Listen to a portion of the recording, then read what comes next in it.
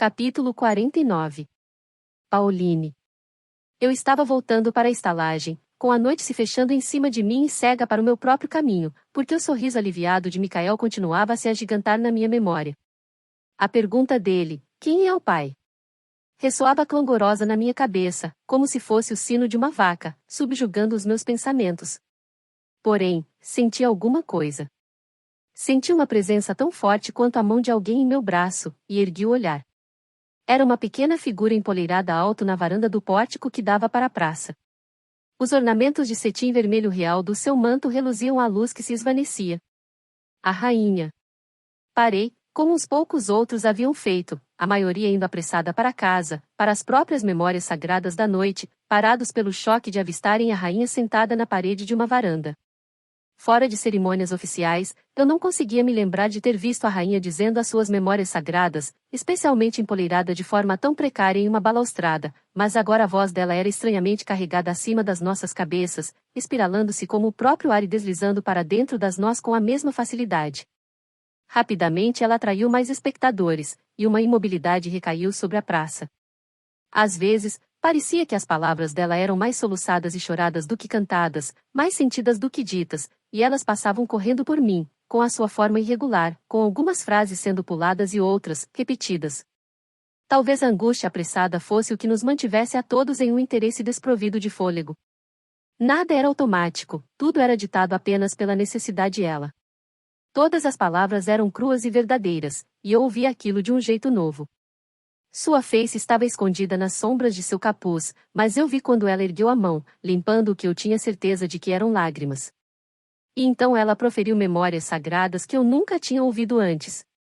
Reúnam-se e aproximem-se, meus irmãos e minhas irmãs. Ouçam as palavras da mãe da sua terra. Ouçam as palavras de Morriga e dos seus. Era uma vez. Há muito, muito tempo. 7 estrelas que pendiam do céu. Uma para chacoalhar as montanhas. Uma para revirar os oceanos. Uma para afogar o ar. E 4 para testar os corações dos homens. Seus corações serão testados agora. Abra-nos para as verdades. Pois devemos estar não só preparados para o inimigo do lado de fora, mas também para o inimigo de dentro. Ela fez uma pausa, engasgando-se nas palavras. A praça foi tomada pelo silêncio, com todo mundo esperando, hipnotizado, e então a rainha prosseguiu. Pois o dragão de muitas faces não vive apenas além da grande fronteira, mas também entre vocês. Protejam os seus corações contra a astúcia dele e seus filhos contra a sede dele, pois a ganância dele não conhece limites, e assim será, irmãs do meu coração, irmãos da minha alma, para todos sempre. Ela beijou 2 dedos e ergueu-os até os céus, com uma tristeza pesada no movimento.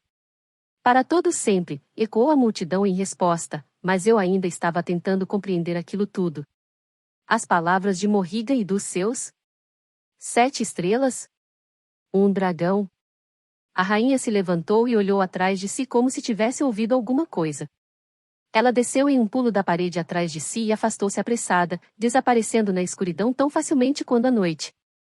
Segundos depois, as portas da varanda se abriram com tudo e o capitão da vigília saiu na varanda vazia com vários guardas.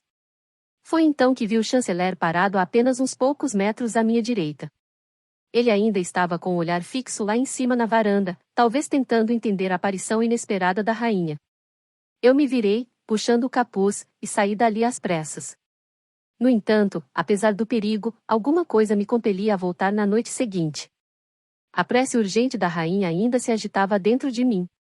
Novamente, ela se pronunciou assim que o véu da escuridão caiu e, dessa vez, da torre ao leste. Na noite seguinte, Berdi e Gwyneth vieram comigo. A rainha estava em uma parede abaixo da torre a oeste. Fiquei preocupada com ela, empoleirada de forma tão incerta em peitoris e telhados, e eu me perguntava se o seu pesar havia deixado insana. Ou louca. Ela dizia coisas que eu nunca ouvira antes. As multidões aumentavam, mas eram as suas palavras marcantes que nos urgiam a voltar. Na 4ª noite, a rainha apareceu na torre do sino da abadia. Abram os seus corações para a verdade. Você tem certeza de que é a rainha?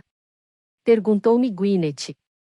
Uma dúvida incômoda que havia vagado no meu peito foi solta com a pergunta dela.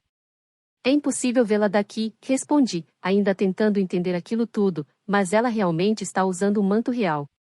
E quanto à voz? Essa era a parte mais estranha. Sim, a voz dela parecia a da rainha, mas também parecia uma voz como outras centenas de vozes que eu conhecia, como o vento nas árvores. Voz esta que passava por mim como se tivesse uma verdade própria.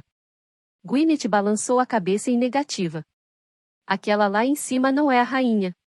Então Berdi disse o impossível, o que todas nós estávamos pensando. É Lia. Eu sabia que era verdade. Graças aos deuses ela está viva, mas por que ela está posando como se fosse a rainha?